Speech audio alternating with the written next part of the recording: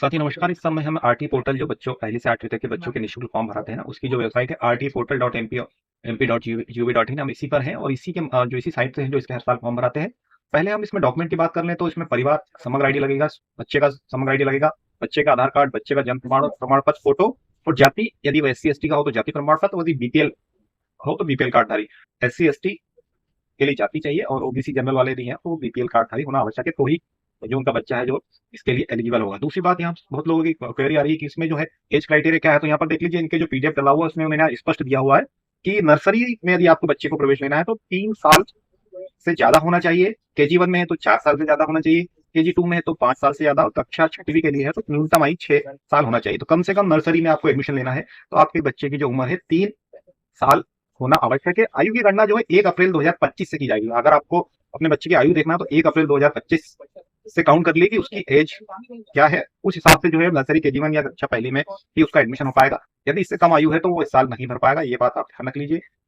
Eligible हो तो ही form डालना, अदरवाइज जो है इसका फॉर्म जो है रिजेक्ट हो जाता है। आप जो है फिर इसी तरीके से उसका फॉर्म के लिए एलिजिबल नहीं हो पाएंगे। दूसरी बात यहाँ पर आती है कि फॉर्म कैसा भरना है, तो यहाँ पर आप देख सकते हैं सबसे पहले बच्चे का जो है परिवार ID 8 अंक का वो पूछा जाएगा, 9 अंक की समग्र आईडी स्वयं की पूछी जाएगी, पिता और माता दोनों का समग्र आईडी होना आवश्यक है। इसके अलावा बच्चे का जो है आधार कार्ड, ये सारी चीजें अनिवार्य है। यदि आपके पास इनमें से एक भी चीज नहीं है तो फॉर्म जो है आपका फिलअप नहीं होगा। ये फॉर्मेट उन्हें दिया है, इसी फॉर्मेट के हिसाब से आपको फॉर्म बनना है। इसके पश्चात जो डी प्रवेशार्थी की निवास एवं संपत्ति जानकारी, आप कहाँ पर रहते हैं, कौन से वार्ड में, ये सारी की सारी जानकारी यहाँ पर भरना है। साथ ही आपका एक मोबाइल नंबर यहाँ पर आपको देना पड़ेगा। जन्म प्रमाण के आधार पर, जन्म प्रमाण पत्र के अनुसार ही जो है ये C वाला जो फॉर्म भरा जाएगा, इसमें बच्चे का नाम, उपनाम, जन्म तिथि, लिंग, पिता का नाम, माता का नाम, कास्ट क्या है, ये सारी जानकारी जो है आपको आपके जन्म प्रमाण पत्र के हिसाब से बनना पड़ेगी। जन्म प्रमाण पत्र और आधार में जो है आपके बच्चे का नाम सेम होना चाहिए। यदि आपके बच्चे का नाम भिन्न है तो आप जो है जन्म प्रमाण पत्र के आधार पर अपना आधार कार्ड को सुधरा लीजिए, अन्यथा आपका फॉर्म जो है रिजेक्ट हो जाएगा। इस बात का आपको ध्यान रखना है।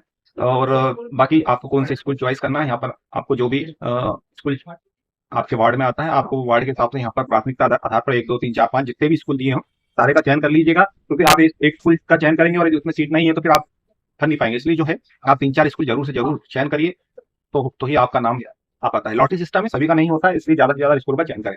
तो ये बात हो गई कि फॉर्म को कैसे क्या भरना है, डॉक्यूमेंट में बता दी। अब मेन चीज है कि इसकी डेट क्या है, तो आप rtportal.mp.gov.in की वेबसाइट पर खोलेंगे। यहाँ पर आपको जो है जैसे ही कोई आवेदन का इनका जो अपडेशन आएगा वो यहाँ पर आपको देखने को मिल जाएगा। यदि फिर भी आपको किसी प्रकार की दिक्कत आ रही है, कोई क्वेरी आपको करना हो, फॉर्म कब से कब भराएंगे, मेरे चैनल को सब्सक्राइब करके नोटिफिकेशन को ऑल कर दीजिए। जैसे ही कोई जानकारी आती है मैं सबसे पहले अपने चैनल के माध्यम से आप लोगों तक जानकारी उपलब्ध कराऊंगा। तो साथियों आप बिल्कुल अवेयर रहिए। 1 2 4 दिन में जो है RT की साइट खुल जाएगी, समय 7 8 दिन का ही रहता है, इसलिए मेरे चैनल पर बने रहिए। जैसे ही कोई अपडेट आता है मैं आप लोगों तक जानकारी उपलब्ध कराऊंगा। फिलहाल आज के लिए इतना ही, धन्यवाद, जय हिंद।